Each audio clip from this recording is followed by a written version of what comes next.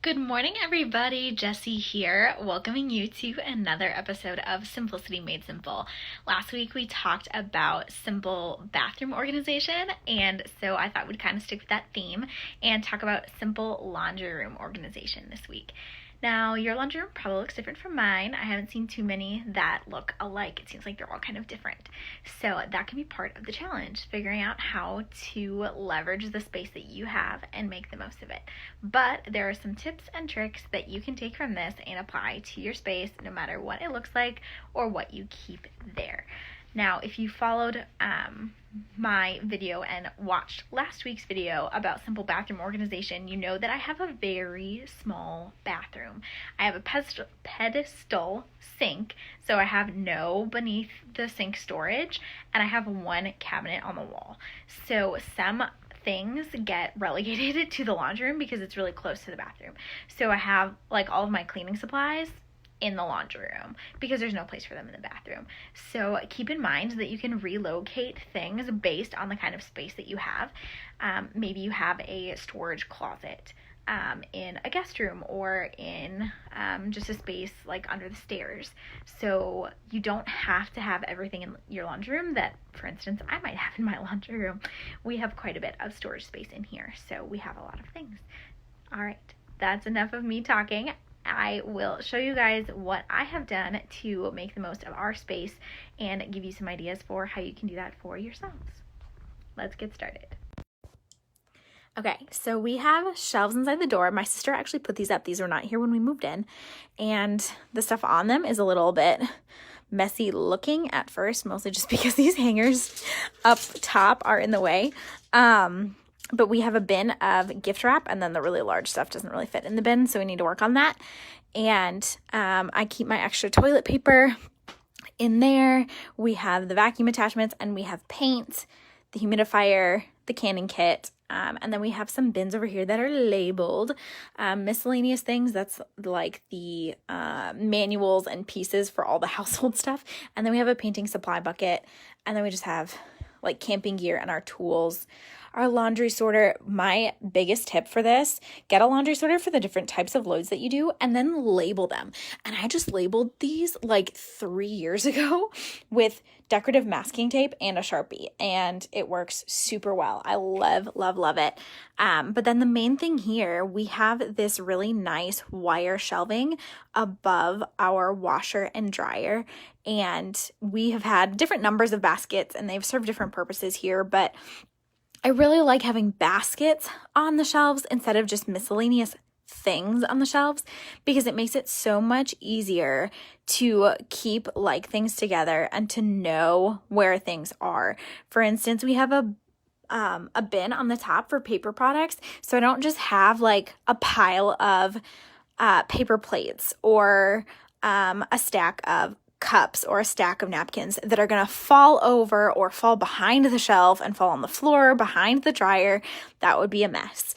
And all of our batteries and all of our light bulbs are corralled together in that bin on the top up there. And it's just really helpful to have them all in one space. So we are working on getting more uniform baskets. I have more of these white ones in the linen closet, and so I'm trying to get them to all be uniform. But one of the other things is figuring out how you want to label. As you can see, I still have some that have the decorative masking tape, and I am shifting and moving toward these clear ones. I think they're really pretty, and I'll show you guys what that actually looks like. I have a bunch of them printed out here because I haven't put them all on the bins yet. I'm still figuring out exactly how I want to do that. And then I have bottles because I use them not just for the bins, I use them also for bottles and containers and like mason jars. Because I think it's super helpful and they're really cute. You can print like whatever kind of font you want. So this is what I use. It's these Silhouette printable clear sticker paper. So then you just print out your labels. I just did like 2 columns on like a Word or PDF document. And then you can just print it and you can label things however you like.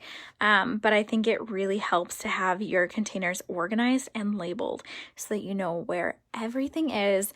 And that way you get to go through everything also and make sure that you're not holding on to things that you don't use anymore. I'm going to turn this back on so you guys can see me. I know it is really easy to just accumulate tons and tons of stuff, and you may not even realize that you're holding on to a bunch of things that you don't use on a regular basis. So if you have really old cleaning products, if you have a bunch of duplicates of things, if you have stuff that's just like old and gross that just needs to be thrown away, like really old rags that are just disgusting, those kind of things you could just get rid of when you're cleaning and organizing your laundry room. And your laundry room is meant to be a utilitarian kind of space. I don't feel the need to make it super pretty and decorative because it's not a room that I hang out in on purpose. It is a room that is dedicated to a specific purpose. So think about what's going to help you make the most of your laundry room and your space. Consider what kind of space you have, what size, laundry sorter you could fit, what size bins are going to fit on your shelves, or maybe what kind of shelving unit you can get to fit in there, or how you can use other space that you may not be utilizing properly, like putting wall-mounted shelves on a wall that you weren't using, or like we have one of those over-the-door hangers on the back of the door so that I can hang up clothes when I need to, and a foldable laundry drying rack that I just tuck behind the door when I'm not using it, and then when I need to dry laundry I can just pull it out and set it up and let my laundry dry, and that's why we also have those hangers hanging from a bar at the top of the room, those hangers that kind of got in the way near the beginning of the video, because I hang dry a lot of my laundry. So figuring out the best way to make the most of the space, we just added a bunch of hangers to an existing pole that was suspended from the ceiling. But that's a really easy thing that you could add, just hanging a pole from the ceiling to have hangers on if you want to hang dry some clothes. So take a second look at your space.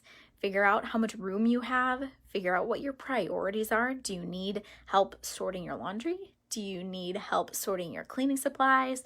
Do you need to just have less stuff? Maybe you need to just get rid of a bunch of things. Would some things make more sense being stored in a different place? And then figure out what kind of containers are going to help you the most. Start with what you have, of course, so that you don't needlessly buy a whole bunch of extra things. And then label it however you want, with packing tape or masking tape and a Sharpie. I'm all about that solution. Or if you want to get some sticky labels, you could buy like chalkboard labels, however you want to do it. I just highly encourage you to keep things organized in bins and label them so that you're not pulling a whole bunch of bins out looking for something.